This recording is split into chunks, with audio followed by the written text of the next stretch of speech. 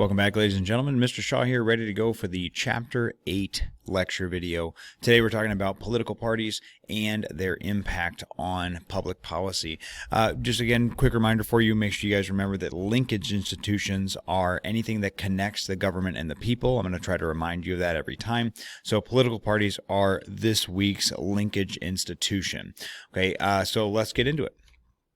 Your objective today is to explain the role of political parties and how they influence public opinion and policy. So first of all, the definition. So a political party is a group of people seeking to control the government by gaining office in elections. They are different from an interest group, okay, because interest groups are they are trying to influence government, but they are not trying to win control of government. So like that would then when we talk about parties, those are like the Democrats and the Republicans or the Green Party. Whereas interest groups are like the National Rifle Association, Mothers Against Drunk Driving, and things like that. So there are three levels of a political party. They have the actual electorate, okay, which is like for example, if you as a person identify as like a Republican or a Democrat, you are you're considered to be part of that party. The organization itself, which is like the Democratic Party or the Republican Party, and they organize and they try to get people elected into government.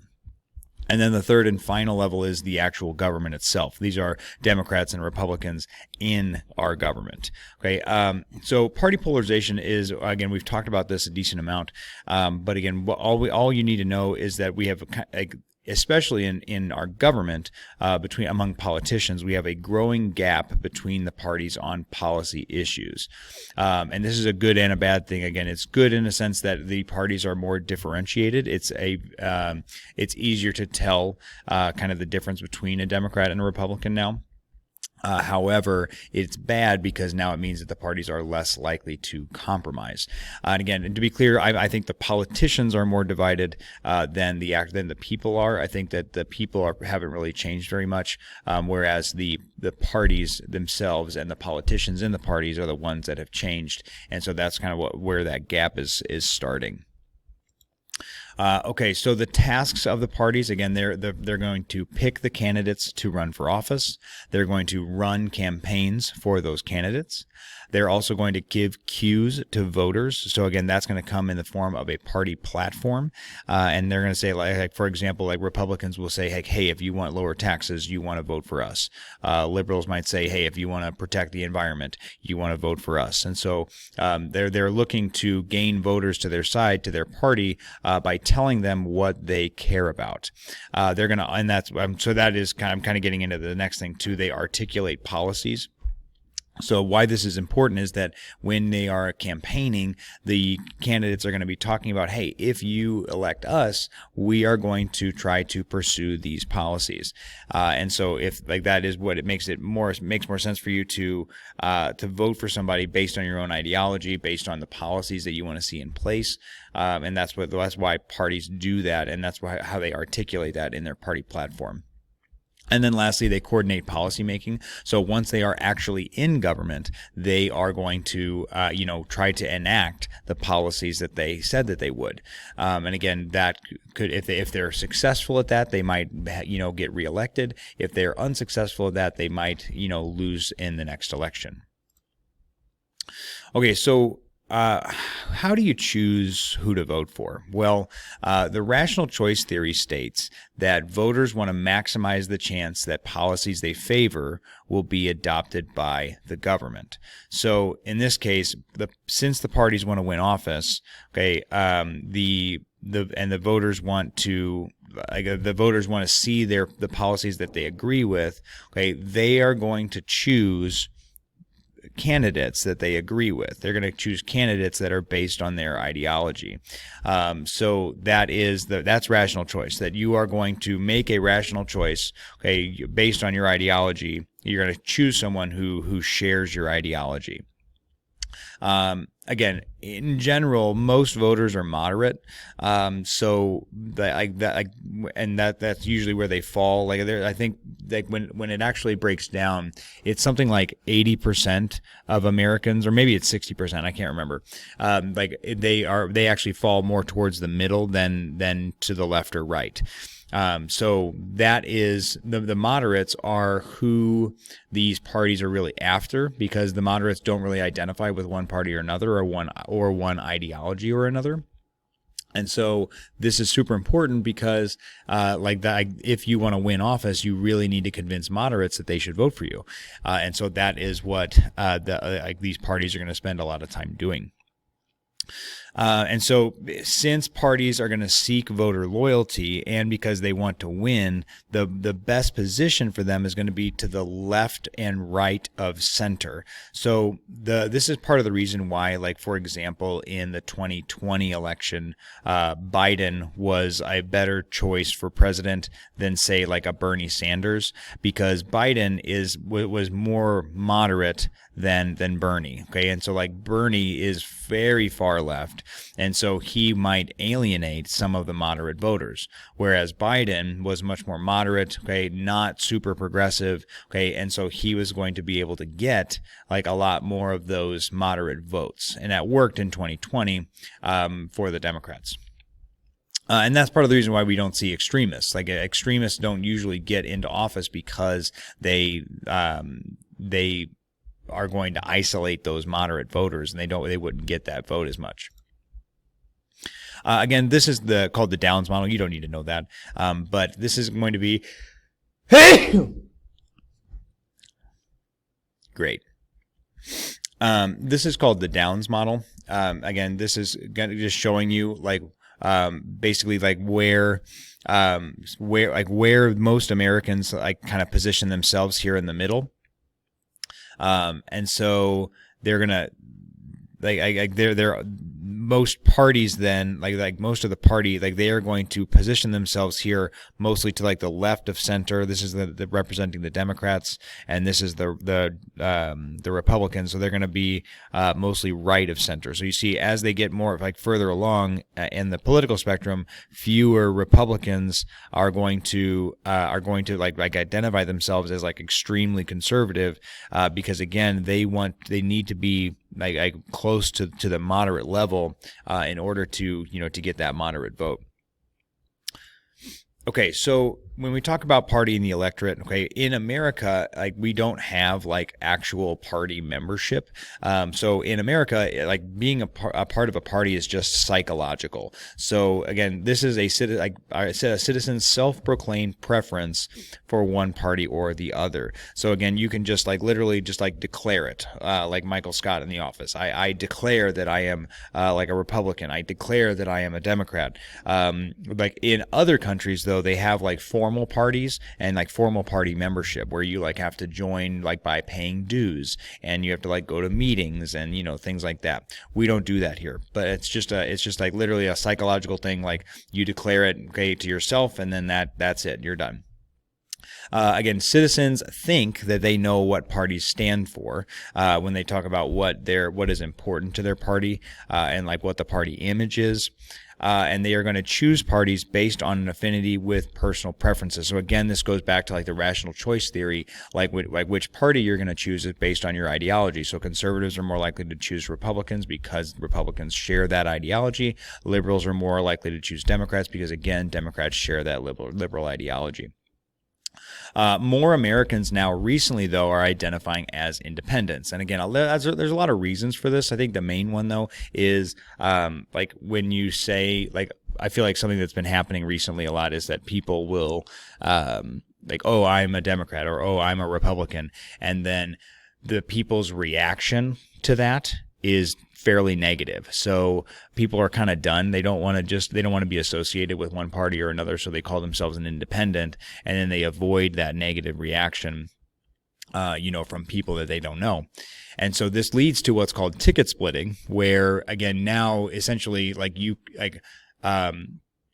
when you are voting, you might vote for Democrats and Republicans. You might vote for different parties based on different offices. So you might vote there, for example, this would be like somebody who voted for like President Trump in the 2024 election, but maybe they voted for like a Democratic candidate in for the Senate election or something like that. And so that's what ticket splitting is you split your ticket based on the parties. You don't just vote for one party for all of the offices. Again, you're going to like choose based on the office itself. Again, party identification in the United States, it looks like we've got, okay, so blue is Democrats, red is Republicans, and then green is independents. So again, this is again from 2016. So in general, it looks like people I have been identifying, like the Republican line has been pretty straightforward. Again, about right around 25 to 30% of people identify as Republicans, and then somewhere between like 50 to like, again, this looks like it's decreased a lot to like maybe 35% since the 50s have identified as Democrats. Part of this, though, is going to be like this big change here is that a lot of Democrats shifted to the Republican Party during this time. But again, I wish I would have seen a bigger shift in the Republican line. The takeaway here is the green line. Again, you see that since the 50s, we've seen a huge increase in independents going from like 23, 24 to, almost 40, like 43, 44, something like that. Again, big shift there. Again, most people a lot of people anyway, identify as independents now. Again, also young people tend to identify as independents. So you see here again, 68% of young people 18 to 24 identify as independents, and as you grow older, again, you're more set in your ways. Okay, so again, fewer are gonna identify as independents in that case. And again, we also see here. Well, what's interesting too, like you would think based on the life cycle effect that we would see this number for Republicans be a little bit higher. But again, this is just a general survey. It's not always going to be, we know that there's a lot of problems with polling and things like that. So, in general, when we say like who identifies as what, like I feel like most Americans don't, like we hear it a lot, like like people think they're Democrat or Republican. Like there's a lot of people, a lot of Americans that do not identify with one party or another, whether that be because of apathy for politics, or maybe it's just not understanding, or they just don't want to be associated with a party. Again, so in general, the numbers of people that actually identify with a party is actually fairly low, like less than, you see here, like less than. From 2014, less than 60% of even people 65 plus were identifying with a party. So again, just keep that in mind. Okay, so I'm not super worried about local parties. The biggest thing I want you to take away here is grassroots. So make sure you put a star by this guy for me. Again, local parties were once the main party organization. In U.S. history, you might have learned about party machines and like political machines. That they were a driving force behind local parties. This is a type of political party that relies heavily on material inducements, which again is basically they're going to give you things in exchange for your vote. So basically in like the early 1900s, a political machine would give you like lodging or a job, especially if you were like an immigrant that had just gotten to this country. And then in exchange, once you got the right to vote, you would vote for that party. Again, very, very popular in New York and Chicago. But again, we don't really see that nearly as much anymore. At the local level, though, something that is very, very important is grassroots. So these are local party actions that are designed to mobilize and attract voters to the party. Again, think of this as people going door to door, knocking on doors, saying, "Hey, I want to talk to you about the Republican Party. I want to talk to you about the Democratic Party." Phone calls, hosting events. Like I've seen parties do like barbecues and things like that. Like they'll do all kinds of stuff. Again, what they're trying to do is they're trying to get it's boots on the ground, people like who are trying to increase party membership. They're trying to increase voter loyalty to their party. And again, that's grassroots campaigns. Okay, think boots on the ground there. You guys should be fine. Okay, so each state also has their own party system, and none are exactly alike. Again, some are very well funded, some are weaker. They do have permanent headquarters. Like, so for example, I think the Republican headquarters there is a Republican headquarters in St. Peter's. I don't know if that is that. I don't think that's the state headquarters, but again, that there is one in St. Peter's off of like close to Mid Rivers Mall Drive. And again, they are going to provide technical services. So a lot of times they are going to be providing like coordination strategies for candidates. They might even help select candidates, like what candidates are going to run, organize like campaign funding for them too, just any support that that a candidate might need. They're going to get that from their state party as well. And again, that makes sense because they're closer to the people. The state parties are very involved in the primary elections, guys. So these, I've got two vocab words for you here: open primaries and closed primaries. So these are elections where voters select nominees for the general election. So again, you have a lot of options for your primary elections. And so what you're doing in a primary is you're narrowing down the choices to just one candidate for your party, and that person is going to go up against the other party's candidate and the winner from their primary. So in an open primary, all registered voters can participate in the primary. It doesn't like basically what happens is you would go to the primary and then they would ask you which party you wanted to, like which primary you wanted to participate in. So like, for example, when you go to Missouri, that's what we have, is we have an open primary for every party but Republicans. So when you go to the primary, they're going to say, hey, do you want the Democratic ballot? Do you want the Green Party ballot? Do you want the Libertarian ballot? And you can choose to vote in any of those ballots or any of those primaries. The Republicans, though, they use a caucus system now in Missouri. This is new as of just like I think 2020 or maybe even 2022.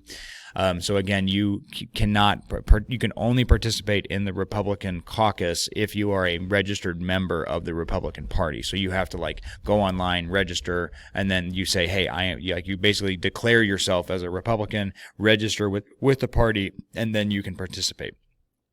So that's kind of like a closed primary, but a closed primary is when only people who have registered in advance with the party can participate in the primary. So we don't have a closed party system. Again, the Republicans kind of have a closed primary system, but again, they use more of a caucus style, which is not the exact same. But just in general, make sure you know open, anybody can participate. Closed, you have to register with the party ahead of time, and you can only participate in that party's primary. Okay, so a couple slides ago, I talked about ticket splitting. The opposite of ticket splitting is called straight ticket voting, and that's when you vote for one party on the entire ballot. So again, if you consider yourself a Democrat, you would vote for all Democrats regardless of the office, regardless of the situation. Okay, again, same thing for Republicans. If you're a Republican, and you want a straight ticket vote, you would vote for all Republicans regardless of the situation. And again, most people ticket split, but again, there is a lot of people that will do straight ticket voting as well. Okay, so big things for the National Party. So again, the biggest thing for the National Party is organizing the National Committee. The National Committee is going to keep the party operating between national conventions. They're also going to raise money for candidates. They're going to promote party unity, and then they're going to, like I said, they're going to organize the National Convention. So this is a big deal. Okay, they are going to, they are again, really going to be trying to prioritize the party, trying to focus on like helping anybody like that might need it. Like if any like Republican needs in government needs help like with like what to do or how to vote, they can talk to the National Party. On that, same for Democrats. But again, the biggest thing, though, is that they organize the National Convention. What the National Convention is when party delegates meet every 4 years, and they do two things. The first thing is they write the party platform. Okay, that's a vocab word. You need to know it. Okay, it is a list of beliefs that govern the party. And this is like all of their beliefs. So like if you literally like just Google like Democratic Party Platform 2024, okay, it's going to show you like literally everything that the Democrats believe. And everything that like, so like if they get elected, what their policies are going to be while they're in government. Same thing for Republicans. You just Google like Republican Party Platform 2024.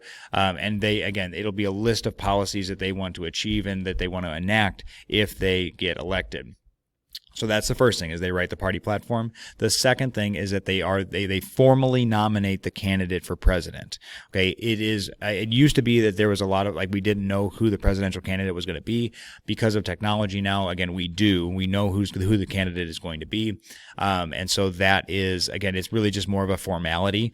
Everybody gives speeches. There's like lots of song and dance. There might be like performances, and then the candidate's going to come out, they will formally accept the nomination, and then they will just kind of continue campaigning for president after that. So national convention, definitely known. I would say national convention and then party platform are the two most important here. If you want to know that the national committee organizes the national convention, that should be fine.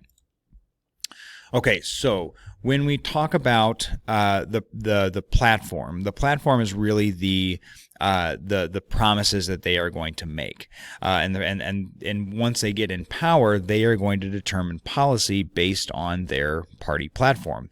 And so what this is going to lead to is coalitions. And so a coalition government these are groups of individuals with a common interest that support political parties. So for example, in our government, there is going to, and again, our coalitions are much less like formal in it might be said that they are far more formal, because it's really just the parties themselves are the coalitions. But usually, like, for example, I like to picture like the Democrats as a progressive. There might be like a progressive coalition, and then a more moderate coalition of Democrats, and they are going to work together to try to pass policies that all Democrats or most Democrats could agree with. Same thing for the Republicans. There's going to be more conservative Democrats. There are more conservative Republicans and more more moderate Republicans. They are going to work those coalitions are going to work together. They have a common interest of passing conservative policy. In general, okay, what you need to know is that most parties and presidents, they fail to implement their campaign promises. Okay, they make a lot of promises. They say they're going to do a bunch of stuff. Okay, again, and that's why their approval rating starts really high, but it almost always ends lower than where it started, because again, they've made all these promises, so then when they first get elected, they're going to be really high approval rating, and then by the end, there's been a lot of disappointments, there's been a lot of letdowns, and so that's why their approval rating is going to decrease. Presidents and parties are going to live up to a lot of their promises. Part of the problem now is that it's so hard to get any sorts of law passed, partly because of like the filibuster in the Senate, and partly because of party polarization, as I mentioned earlier. So it is very difficult to get any sorts of policies passed. But they especially big things, like huge things, like for example, for Republicans, like tax cuts, they will absolutely follow through with that. But some of the promises that they make, it's not really, like, they talk about these things because they're popular, but it's like super hard to actually solve it. So like, for example, inflation, like President Trump was talking about, like dealing with prices and fixing prices and easing inflation, and like the president just doesn't have a lot of power to do that, and really any power to do that. And so it's much more difficult in practice to actually do that. And so eventually that promise is going to not be kept because it's just really hard to actually do that. And so, as I mentioned, the party platforms are going to be the blueprints for implementing these policies. Again, so once they get in office, they're going to use the platform, they're going to use their campaign promises to actually try to implement policy, and how well they do that is going to kind of determine how the public views them. Okay, so this is just, I have got 4 things here. If you guys want to stop and pause and like look through, these are the party platforms from, I believe, 2016.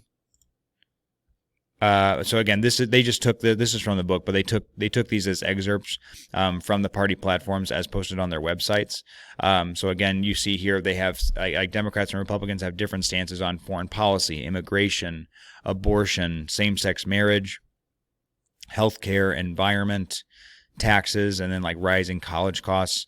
And so these are you would find these on the internet, and the book they just took it here and they just gave little excerpts. And so these are going to be part of their party platforms. And like if you agree with these party platforms, like for example, for like the Republicans, like you would be more willing to vote for them again. So they are trying to convince people with their platforms that, hey, if you agree with us, if you agree with these things, like you should vote for us. Part of the problem in America is that it's not so cut and dry. We really don't have a lot of choice. We really only have, when we talk about like the two-party system, we really just have those two parties. And people don't fall neatly into these categories. That's part of the reason why a lot of people identify as moderates and independents now. Because again, one party doesn't really fit. It's like these parties are not really one. They try to be one size fits all sorts of situations, but again, most people don't agree with that. So, or they don't fit neatly into those categories. So that's definitely a problem that we have here. Okay, so for the party eras, I think I have for the next couple things. Yeah, I don't have you write down the different party eras, but I want to like explain kind of how it works. So I'm going to go through here really quickly. Again, if you guys want to go more in depth, again, there's going to be more in the book that you can look at. And then obviously, like I'm sure that there's some stuff online as well. But anyway, so for party eras, again, these are historical periods in which a majority of voters cling to a party in power, which tends to win a majority of the elections. Usually there's going to be what's called a critical election, which is it's like an electoral earthquake where new issues emerge, new coalitions are going to replace old ones, and the majority party is often going to be displaced by the minority party. Also, what will happen is a party realignment, where again, that's what it is. I just mentioned here is with the displacement of the majority party by the minority party, and also different people might start voting for different parties in a party realignment as well. Okay, so starting from 1796 to 1824, this was our first party system. Madison warned us against factions in Federalist 10, but again, parties formed anyway. Hamilton started the Federalist Party. Again, it was capitalist supported, usually more focused in the Northeast. Very, very short-lived, didn't really last past like the second election or the third election for president. The ideas of like loyal opposition and rotation of power were new to that time, and so like they were kind of taking the ideas from like the Federalist and anti-Federalist debate and kind of applying them. But again, it was very short-lived. It didn't last very long. Jefferson and the Democratic Republicans did last for a long time. It was torn by factions, though. Again, had a lot of agrarian support, a lot of farmer support. Again, especially in the South. But again, they were gonna last like usually until like 1824. Okay, then from 1825 to 1826, we have the rise of Andrew Jackson and the Democrats versus the Whig Party. Andrew Jackson was going to be the leader. Again, they transformed the Democratic Republicans into the Democratic Party. And again, this new coalition was going to be Westerners, Southerners, and then new immigrants. Again, they wanted to broaden participation opportunities. Again, try to be like Jackson pitched himself as like the people's president. And so the president for the people, and so that was what he means by like broaden participation opportunities. Martin Van Buren was again the main leader of the Whigs. He had the theory of again taking this theory of like loyal opposition. So again, like very loyal to the country still, but again opposing party in power and trying to keep that party in check. And he was a member of the Whig Party. So from 1860 to 1928, we have the two Republican eras. So the first Republican era is going to be dominated because of slavery. So Republicans are going to rise up as like the anti-slavery party. And again, slavery causes a huge split between the parties. Republicans, as I mentioned, they rise as the anti-slavery party, and then Abraham Lincoln and the Civil War are going to happen, which is going to eventually end slavery. But again, in a lot of ways, though, slavery ends, but like the racism against African Americans doesn't really go anywhere. And so it just really kind of transforms into like black codes and Jim Crow laws, which is still going to divide the parties. And it's just going to kind of keep happening, even though like we were supposed to have created an equal opportunity for former slaves, and it just really didn't happen. So the second party realignment, again, lasts about 60 years. Democrats are going to be solidly in control of the South because of, again, a lot of racism there, okay, because the Republicans are going to be in charge of the North because they are, again, they were seen as the Union Party. They won the Civil War, etc. And so in 1896, this was considered the second Republican era. Again, Republicans won from pretty much 1896 all the way through like 1932. Democrats were more worried about like free silver and things like that. Again, don't worry about what that means. It was just trying to like ease the burden on like farmers and things like that. Again, trying to open up more financial opportunities for for other people other than just the wealthy. So from 1932 to 1964, we have what's called the New Deal coalition. So the Republican Herbert Hoover is going to lose to FDR during the Great Depression.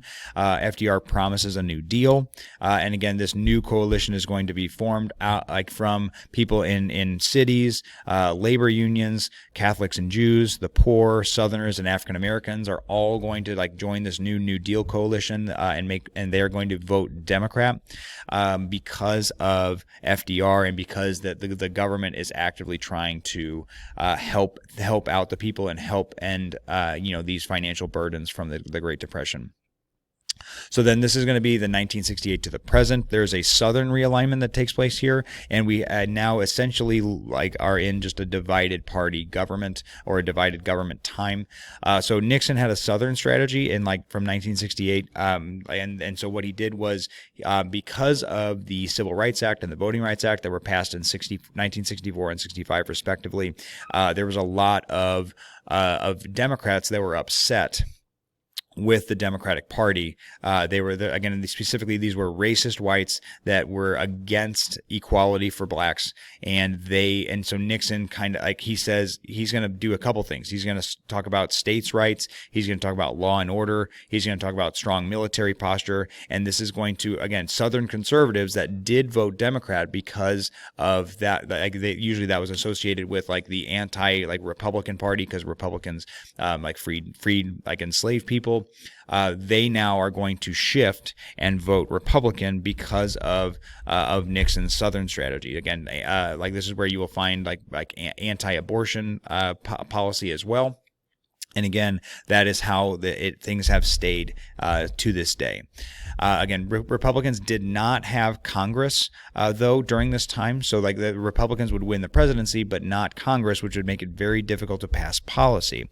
And again, the divided government is now normal. We are used to that, to having divided government. Really, the only time that we don't have divided government usually is when a new president takes over. So like, for example, like President Trump won in 2024 and in 2016 for the first 2 years of the presidency, okay, there was a united government. Republicans had control of everything, but then usually in the midterm election, okay, Democrats or the opposing party is going to win back control of at least one of the houses of Congress, which means that nobody is going to really get anything done anymore.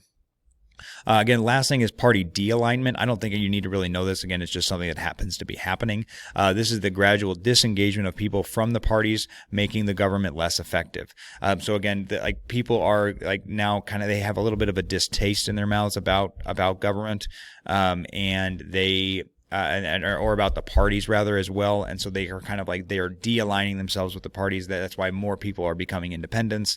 And again, that is, it makes it difficult for voters to choose who is going to do what, but it also makes it hard for the parties in power to be like, hey, how are we going to represent you effectively? Again, and so that's part of the reason why that gap is getting wider, because the people that are staying are more extreme, and more, further away. They're further left and right. Which is going to, again, make it more difficult to compromise. Again, looking at party coalitions today, again, we see a lot of nothing really new here. Again, like we've already talked about this in Unit 4. Again, minorities tend to be Democrat. Whites, again, tend to be Republican. Again, Jewish tends to be Democrat. Wealthy people tend to be Republican. Poor people tend to be Democrat. Females tend to lean Democrat. Males tend to lean Republican. Okay, nothing new there. The realignment in the South, this is what I was talking about. You see here, this is the number of Senate seats held by Republicans and Democrats in 11 southern states. So you see that in the 60s is when this shift happens. So again, it was controlled by Democrats, and then you see that again, Republicans now have control of most of the seats in the Senate in the South. Okay, third parties, guys, are going to be super, super important. Again, they're not really able to win seats though because of the two-party system, and so that is problematic. And let's talk about what they do instead.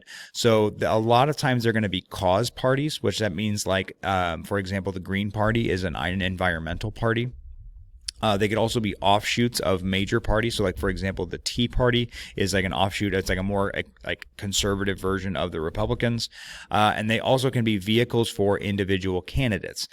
So for example, like if you think of Teddy Roosevelt in like the 1912 election, he started his own party because he couldn't get the Republican nomination. So the third parties, they rarely win office, but they can affect elections. Okay. And the way we talk about this is the first one that we talk about it as bringing new ideas. They can either play spoiler or innovator. And so I might add those two words. So the first one is take votes away from the main two parties. That's the spoiler role, okay, that they play. And then the bringing new ideas to politics is the innovator role.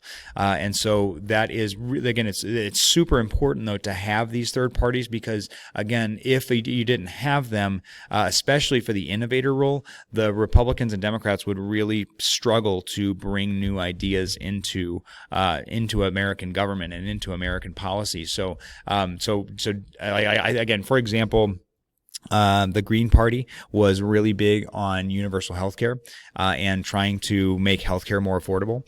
And so this was a huge idea in the Green Party. But again, eventually Democrats adopted the idea of universal health care and making health care more affordable in order to gain back kind of the Green Party voters. Does that make sense? Like, I don't know why I just asked you. You can't talk to me right now. So that, like, again, that's the best example I have is like they would take like the Democrats are gonna in order to not lose votes to these parties, they are going to adopt part of their platform in order to make sure to gain those votes back. So again, that's the innovator, and then again the spoiler. Okay, they take votes away from the main two parties. That is what happened in 1912. Teddy Roosevelt ran as a third party, and he took votes away from the Republican candidate, William Taft, and then that allowed the Democratic candidate, Woodrow Wilson, to win. It happens all the time. And again, why do we only have two parties? Well, because we just kind of chose to only have two parties. We created this winner-take-all system where legislative seats are awarded only to the candidates who come in first in their constituencies. And again, I'm going to talk about a separate setup later on. But again, we are one of the only democracies that do that. Okay, so people run for office here instead of us voting for parties. And so that allows like the main two parties to have kind of a stranglehold on American politics, because again, it makes it very unlikely that third parties are going to win. And I think that this is the last piece here is the European model of democracy. So in Europe, they have what's called proportional representation. So this is a system that awards seats to parties in proportion to the number of votes that they win. So instead of like voting for a person, you would vote for a party. And then let's say that like for example, the Labor Party, they win, let's say there's 100 seats in Parliament in their legislature. Let's say that they won 30% of the vote. So that means that the Labor Party would then get 30 seats in Parliament. Okay, and so this leads to what's called the coalition government. As I mentioned coalitions before, where two or more of the parties are going to join together to form a majority. So like the Labor Party might join with like the Conservative Party, and then they are going to now kind of have the quote unquote majority, and they will be able to implement policies based on their beliefs and ideals. So again, that's how a lot of democracies work. They vote for parties instead of people. And again, they don't have a two-party system there. They have a multi-party system. So like if you just care about, like, say, workers' rights, you could vote for the Labor Party, and you are, again, the Labor Party is guaranteed to win some seats in the parliament. Same thing for like the Green Party. If you wanted to vote for like environmental issues was your main thing, you can do that. Again, we don't really have that luxury here in America, but again, there are some pros and cons to it. Again, you have, like, there's a name and a face to you know that represents you directly. So there's like literally just one person to contact, and they are accountable to their constituents. In the European model, though, you would have to contact the party, and like they still do have people that represent you, but again, it's not like you don't really get a say in who specifically represents you, but you get a say in the party that represents you, if that makes any sense. Okay, I'm done. This is my mind map. I think I covered everything. The thing that you might want to, well, actually, no, I think that I covered it pretty well. So if you guys want to write this down, great, feel free. Otherwise, I think that we're in pretty good shape. If you need anything, let me know. Otherwise, I hope you guys have a great rest of your day, and I'll see you in the next one. Take it easy.